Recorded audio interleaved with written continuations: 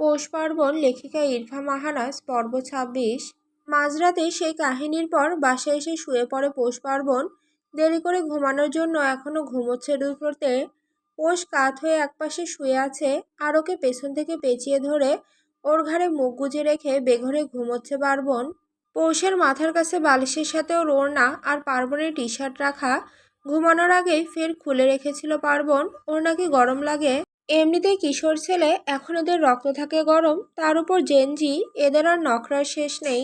ঘুমের মাঝে একটু নড়ে চড়ে পৌষের পায়ের মাঝে নিজের পা ভালোভাবে ঢুকিয়ে ওকে আর একটু জাপটে নিজের সাথে জড়িয়ে ধরে পার্বণ। ঘাড়ে চুমু এঁকে দেয় বোধ হয়, কি জানি ঠোঁট জোড়া তো তেমনই নড়ল। এই ছেলের ঘুমের মাঝেও কোনো শান্তি নেই। এ পারলে ঘুমের মাঝেও হাডুডু খেলে। অবশ্য এখন সমস্যা না হলেও পেট আর একটু বাড়লেই পৌষ নিজের আগের রুমে শিফট হবে, কারণ পার্বণের ঘুমানোর ধরন খুব বাজে। ও পুরো খাট নিয়ে ঘুরবে, কখনো পৌষ ঘুম থেকে উঠে দেখে ওর পায়ের সাথে পার্বণের মুখ, তো কখনো পৌষকে লাথি দিয়ে ফেলে দেয়। এমনও অনেক সময় হয় পার্বণ ওর পুরো শরীর সহ পৌষের উপর উঠে পড়ে, আর বেচারি দম নিতে না পেরে দেখে এই অবস্থা, তারপর আর কি ওকে ঠেলে ধাক্কা দিয়ে নিজের উপর থেকে সরায়। অনেক সময় তো পৌষকে ভর্তা বানিয়ে ওর দফারফা করে দেয়। এ কারণে পৌষ কোনো রিস্ক নিতে পারবে না। এই যে দুই বান্দা কি সুন্দর নিষ্পাপ বাচ্চাদের মতো ঘুমিয়ে আছে, কেউ বলবে এরা এত জাউরামি জানে। রাতে ভণ্ডামি করে এসে এখন ক্লান্ত হয়ে বিশ্রাম নিচ্ছে। ভণ্ডামি করায় যদি টাকা পয়সা থাকতো, এতদিনে টাকার বান্ডিলে ঘুমিয়ে থাকতো এই দুই জাউরা। এরা নাকি আবার হবে বাপ মা। বাচ্চা কি জাউরামি করবে, বাপ মাই জাউরামি করে ওদের অতিষ্ঠ করে তুলবে। ঘুমের মাঝে হঠাৎ করে এমন চিৎকার শুনতে খাটের কিনারে অর্ধেক ঝুলে থাকা বসন্ত ধপ করে মাটিতে পড়ে গেছে। এক হাত আর এক পা বেড থেকে বাহিরে ঝুলে শুয়েছিল বসন্ত। এমনিতেও একটু পরে এই ছেলে পড়েই যেত। ও মা গো, কে এত সকালবেলা চেঁচাই রে। কোমর ধরে আর্তনাদ করে উঠল বসন্ত। বেচারার ভাগ্যটাই খারাপ, সারাদিন ওর আগে পিছে ঝামেলা খালি খালি ঘুরবে।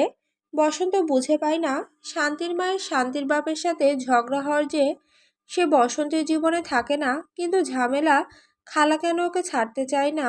দুই হাত তুলে আড়মোড়া ভেঙে রুম থেকে বের হয়ে গেল বসন্ত। এদিকে সারা রাত বনচাপা রাগ ভাঙাতে ভাঙাতে মোবাইলের চার্জ শেষ, প্লাস ওর নিজেরও চার্জ শেষ। কোনো ছাতা করতে যে বাতাসি নামক বাতাসের হেল্প করতে গিয়েছিল।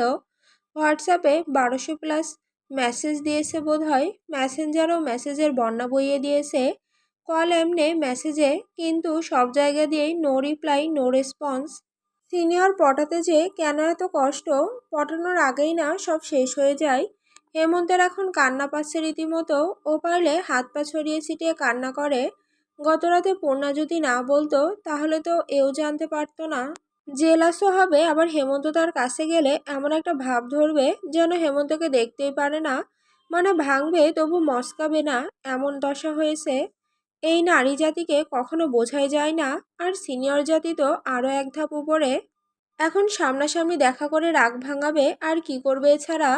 বেচারার ভাগ্য বোধ হয় শান্তিতে টেনশন করাও নেই। চিৎকারের আওয়াজে ওর কানের ভেতরে সব নড়ে গেছে। কোনো রকমে স্লিপার পরে দৌড়। চিৎকারের এই আওয়াজ ভাদ্রদের রুমে এসেছে, মানে গোটা বাড়ি এক চিৎকারে উঠে পড়েছে। পাশ হাতড়ে কোনো রকমে টি শার্ট গায়ে গলিয়ে হাঁটা দেয় ভাদ্র। অর্ধেক পথ যেতেই ওকে থামতে হয় চোটের কথা শুনে। আসলে রাতের বেলায় ভাদ্র আর চোটের মাঝে কিসুমিসু হওয়ার কারণে ভাদ্রের টি শার্ট ভাদ্র চোট্টকে পরিয়ে দেয়, আর নিজে খালি গায়ে ছিল।